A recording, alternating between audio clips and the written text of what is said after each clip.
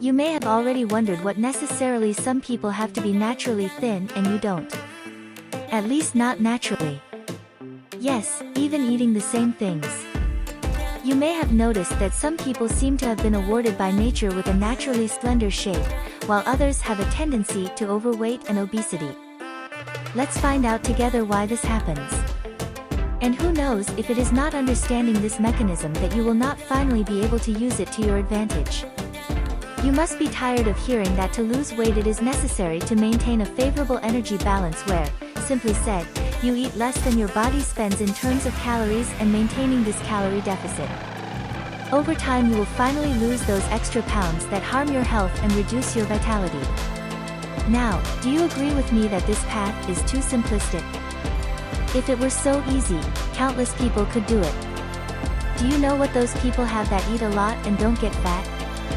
Even that going against such a caloric deficit. Simple. Yeah, it sounds complicated, but it's not. It's simple. What these people, graced by nature with a naturally slender shape, have which you do not have, is a peculiar mechanism in the functioning of their hormones. But what are hormones? Hormone is an organic substance produced by your body through your glands that will have physiological effects on your body.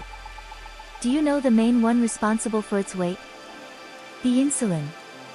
Yes, it seems even obvious that it is precisely this hormone that is related to weight, not. If this is precisely the hormone related to the metabolism of the final product of what you eat, glucose. Simply put, insulin is a hormone produced by your pancreas that causes glucose from what you eat to be absorbed by your cells by activating the membrane transporter called GLUT4. Already, inside the cell, insulin will also signal a pathway that will work on the conversion of excess glucose into fat, a pathway called lipogenic, through an energy conservative called acetyl-CoA. But these are not the main mechanism that relate insulin to excessive weight gain. Think a little with me. How about if to keep a low-fat store you instead of depriving yourself of eating can? Find a way for your body to store less fat. Or make your body burn more fat.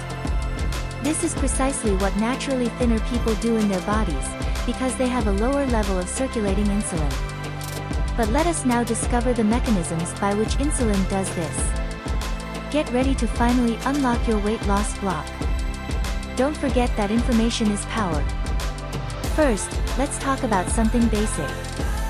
Do you know the name of the fat molecule that accumulates in your belly? It's called triglyceride. And this is made up of 3 fatty acids plus a glycerol in a reaction called esterification. Right.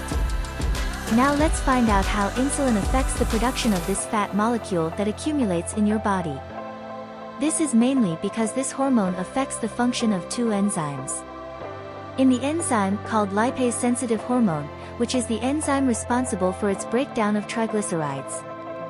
That is, by breaking down the fat molecules in your belly, insulin acts by inhibiting. In another enzyme, lipoprotein lipase, which acts forming triglyceride molecules, its fat molecules, it acts activating. That is to say, if you have maintained a high level of insulin, therefore, you will have a high level of fat production triglycerides plus a low level of breakdown of these same fats. If you maintain a low level of insulin, you will have a decrease in the production of fats and increase the burning of these same fats through their intrinsic mechanism with these 2 enzymes. And that's what naturally thin people have that you don't. Now let's go to a tip of the several that you can adapt to try to maintain reduced insulin levels. Consume low glycemic index foods. Glycemic index is a parameter that indicates when a food will increase its blood glucose levels. That is, if the food has low index, the sugar will not have a peak in your blood and thus less insulin will be released with less insulin in the blood, less fat formation processes and more burning processes of the same. Soon we will bring more tips on how to reduce insulin levels in the blood. We hope this information has helped you. For more discoveries like this, subscribe to the channel and like.